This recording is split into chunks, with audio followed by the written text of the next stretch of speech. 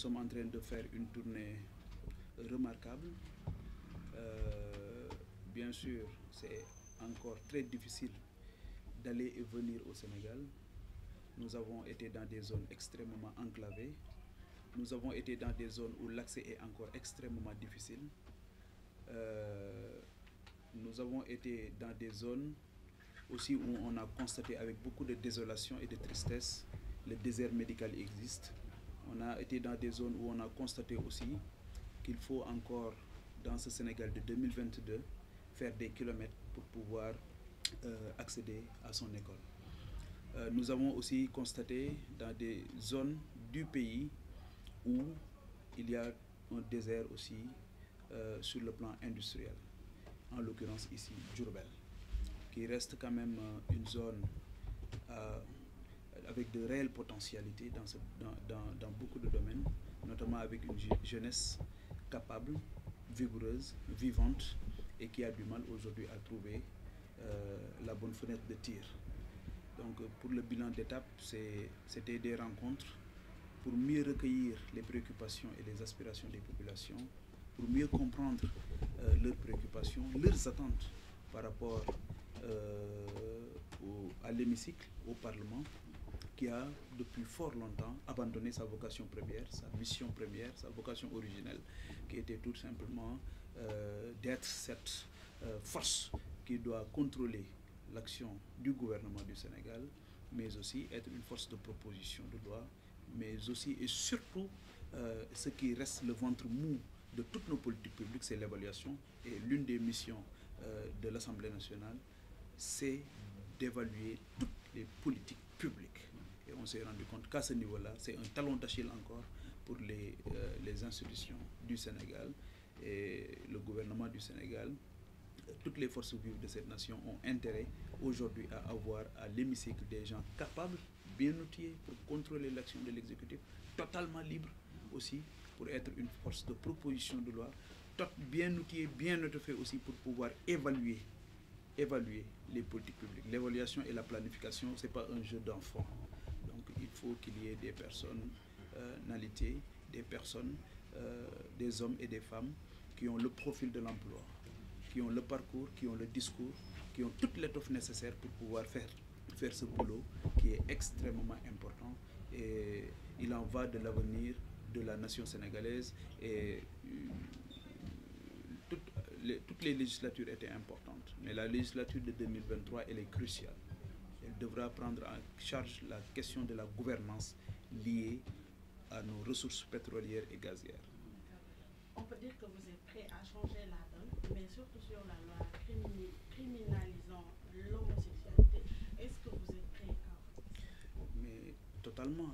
Tout nous interdit de telles pratiques. Tout chez nous, notre religion, nos croyances, nos convictions, nos coutumes, nos us, tout va à l'encontre d'une certaine façon de pratiquer, de pratique tout court.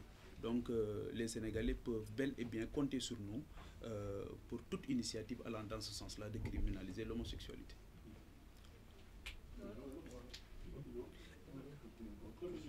Et l'autre chose qui est importante à mon avis, qu'il y a aujourd'hui des initiatives qui sont prises dans un sens ou dans un autre par rapport à des agendas qui nous viennent de l'extérieur. Mais le plus important chez nous aujourd'hui, c'est de faire de telle sorte que le service public de l'éducation puisse redevenir une réalité. La santé, l'agriculture, la pêche, l'élevage. Et j'aurais bien aimé que les gens nous interpellent aujourd'hui aussi sur ces thèmes qui sont cruciaux. Comment faire pour que l'élevage redevienne une réalité dans ce pays? Comment aujourd'hui entrevoir toutes ces opportunités d'affaires dans l'élevage, toutes ces opportunités d'affaires dans l'agriculture, toutes ces opportunités d'affaires dans la pêche, qui est l'or bleu.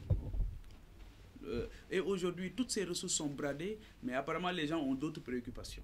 Les gens se battent sur d'autres, alors qu'aujourd'hui, au lieu d'avoir le nez sur le guidon, essayons de comprendre comment on en a fait pour arriver à un niveau où une personne renie ce qu'il est originellement pour prétendre autre chose, pour quelle raison. Et le plus souvent, je suis désolé de le dire, le lit de tous ces vices, c'est l'insécurité alimentaire, c'est le sous-développement, c'est la pauvreté, c'est la précarité. Et c'est ça le vrai combat aujourd'hui. Peut-être la dernière question en français. Aujourd'hui, c'est un constat, hein, que ce soit du côté de la mouvance présidentielle comme du côté de l'opposition. On ne sent pas cet engouement qui fait qu'à chaque fois qu'il y a un homme politique qui passe, les populations sortent, communient avec cet homme politique. Mais aujourd'hui, on constate qu'il y a presque un reniement. Alors, est-ce que c'est pas parce que les législatures qu'on a vues, notamment celle passée, qui font qu'aujourd'hui les gens ne veulent plus de ces hommes politiques? Aujourd'hui, il y a un désenchantement par rapport à l'action politique. Les gens ont trop attendu et ils se sont rendus compte qu'il y avait un triptyque qui était là. Et ce triptyque, il est triste, mais il est vrai. C'est une séduction dans un premier temps, c'est une élection ensuite, et ensuite c'est une trahison. Et les populations sont fatiguées de ça. Elles demandent beaucoup plus de respect et de considération.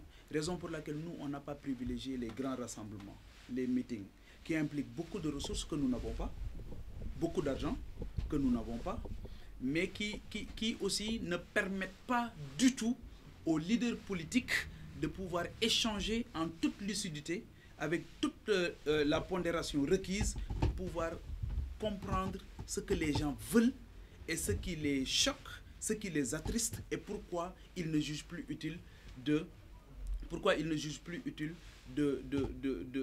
faire confiance. Il y a une rupture de confiance. Et nous, aujourd'hui, notre engagement, notre posture, c'est de permettre aux Sénégalais de renouer le fil avec d'abord ses valeurs fondatrices, mais surtout avec les gens qui, aujourd'hui, continuent de donner une place de choix à la parole donnée dans l'espace public. Et c'est cette rupture de confiance qui implique aujourd'hui une méfiance vis-à-vis des politiques.